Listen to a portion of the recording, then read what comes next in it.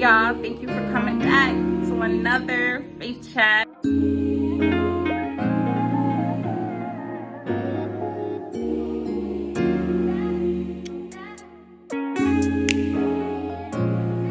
Part 2, the judgment of God and pride, right? This is still pre-fall. This is still before the fall, right? But we're going to be talking about pride. I'm going to be sharing with you my experiences, some of the ways that I felt, and yeah. So just thinking of pride, right? And knowing how subtle it is, right? Knowing how you can operate in pride and think that you're being just, right? And think that you're being righteous. It still gives me a little shiver, right? It still shakes me up a bit. Pride is like standing at the edge, right? Right before the fall. Pride is like when a roller coaster is going on its way to the top and you know that, you're going to be falling down soon. Pride is standing on the ledge. Pride is, you're almost there, right? So for me, not saying that I don't struggle with pride, not saying that I'm humble, but when I can recognize it, I'm repenting of it. When I can recognize it, I'm confessing it. Pride is the devil.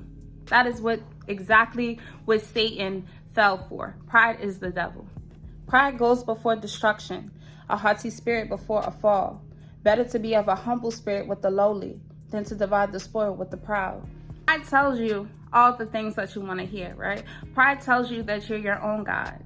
Pride tells you that you can have all of your desires, right? Pride tells you that you can take matters into your own hand.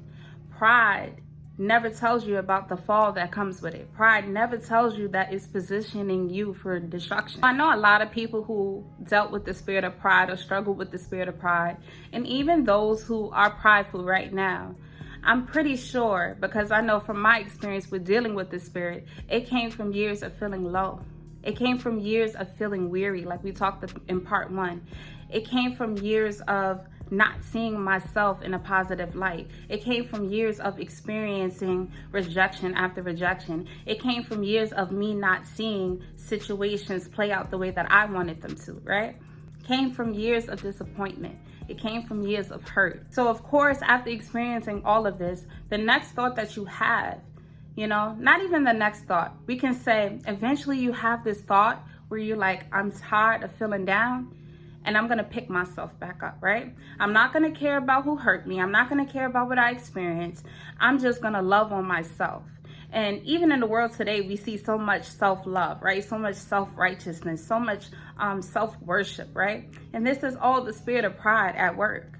Pride also goes hand in hand with control, right?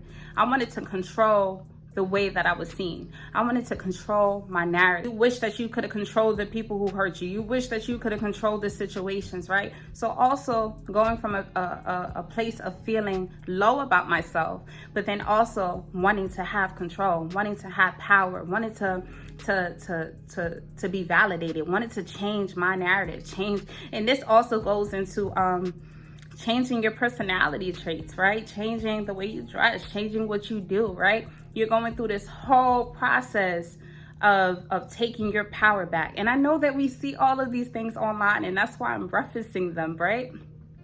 Because this is all pride. Put on pride, and pride made me forget about everyone else. Pride made me forget about all the times that I was hurt. It was like it was me against the world, right? I felt really big. I felt really good about myself. I actually felt that I healed myself, right? Because how can you go from feeling so low about yourself, feeling so low about your circumstances, to feeling like there's no competition, feeling really haughty, when they say, hot girl and things like that. Even the sound of haughty sounds superior, right? So pride also goes hand in hand with the way that you view people. You start believing that you're better than people. You start believing this false perfection, that you're perfect, right? Because pride also blinds you to your own flaws, right? It blinds you to your own shortcomings, right? So you don't even believe that you make mistakes, right? And this is where the destruction comes in. I hope you guys are following that, right? Pride makes you feel like you are perfect. Pride makes you feel like you are a God, right? That you are God. So if you are perfect, but in reality, you're a flawed human being, right? That now has just walked away from God.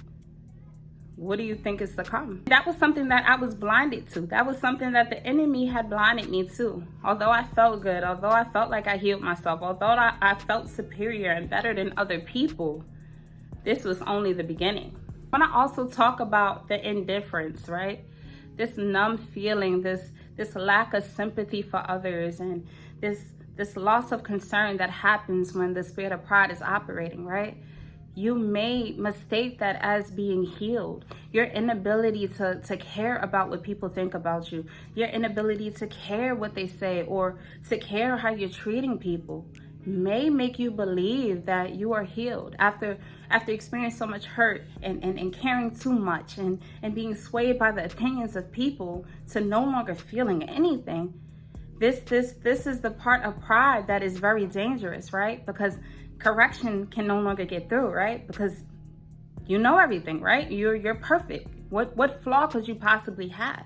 And this is what the spirit of pride tells you. Like, you're perfect. What could you do wrong? You know, after feeling the heaviness and the draining heavy emotions, right, to no longer feeling it all, you would think that you're healed, you're accomplished. And when you look around, you only see yourself. So you just healed yourself. See, pride also gives you this tough exterior, right? That is not necessarily a good thing, but the person who has the spirit of pride may think it's their protective shield, where everything rolls off your shoulders. And this is also, like we said in part 1, now going hand in hand with a hardened heart. So now there's no way that the Lord can get through to you, right? Because you have a heart that no longer hears from him, no longer sees him. And then you have a shield of pride around you that you wouldn't even be able to have a man of God or a woman of God come to you and speak to you because of the pride. So now you're just like cushioned by yourself, right? You're just like drowned in self, right? You're exalted, right? You exalted yourself, right? That's why pride comes before the fall. Because when you operate in pride, you never see it coming. There is such a high, there is such a rush that comes with it, right? There is such deception, right? Because you're not even able to see what's really going on because you feel so good. So pride is also talking to your flesh. Self-worship and the self-idolatry that we see in today's time is really a trap. Pride comes, then comes shame. But with the humble is wisdom. You see someone who's operating in pride. If you are someone who's able to see, some of these characteristics of pride, please repent. Please repent. Please repent. If God has sent you to this video, it's for a reason, right? It's either to pray for someone else or to repent. It is something definitely to think about when it comes to pride, right? I could go all day on pride because it's such a sneaky sin, right? It's so subtle, but it is so dangerous, right? It is so dangerous to think that we can take things in our own hands. It is so dangerous to be independent from God, right? That is extremely dangerous, right? Especially when there is a spiritual war that the enemy is waging against the people of God, right? How do you fight a spiritual war without your protection, without God? How do you navigate without the spiritual wisdom that comes with the Lord, So pride is really dangerous to just depend on your earthly knowledge and your limited knowledge at that to navigate, your life's journey. So again, thank you for tuning in to another Faith Chat. This is part 2. If you didn't see part 1, go check out part 1.